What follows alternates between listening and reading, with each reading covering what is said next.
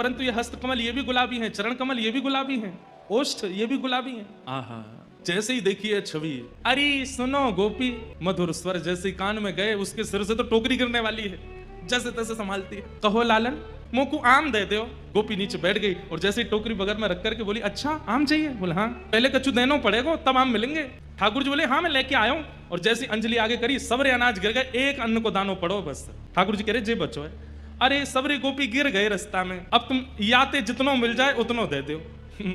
एक अन्न को दानो है और बाकू ठाकुर जी कह रहे हैं कि याते जितनो मिल जाएगा आम उतने दे दो। गोपी के नेत्र सजल हो गए, वो तो मुख कांति देख रही है, ठाकुर जी की मधुर बैन सुन रही है, नेत्रों में ही उसकी स्थिति है। गोपी बोली अच्छा, या के बदले जितनो मिलेगा उतना दे दूं? बोले हाँ दे दो।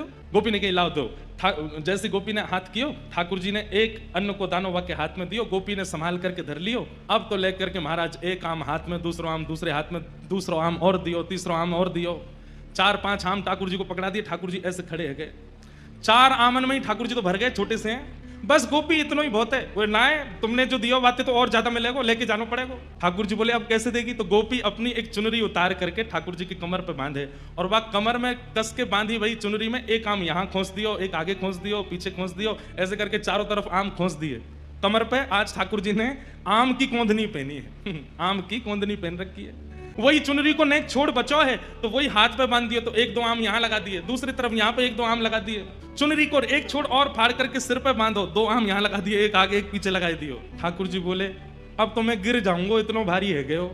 गोपी बोली अब जाओ।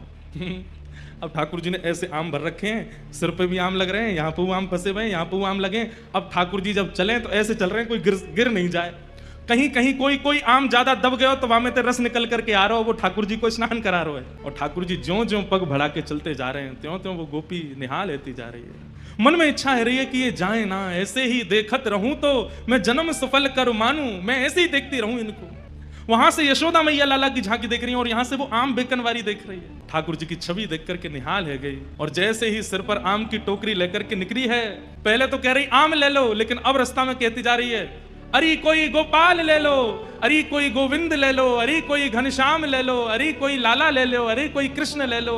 कृष्ण गोविंद गोपाल मधुसूदन मुरारी कहती हुई जा रही है। आहा, वह एक अन्न के दाने को बार बार शीश से लगावे, नेत्रन से अश्रुपात है, बहाने बना बना करके रोज जावे नंद भवन के सामने और ठाकुर जी रोज वहां से कछु खरीदवे जावे। ऐसी कृपा ठाकुर जी ने वाके ऊपर करी है। वो आम बेचन वारी रोज आवे और ठाकुर जी रोज खरीदवे जावे वहां से।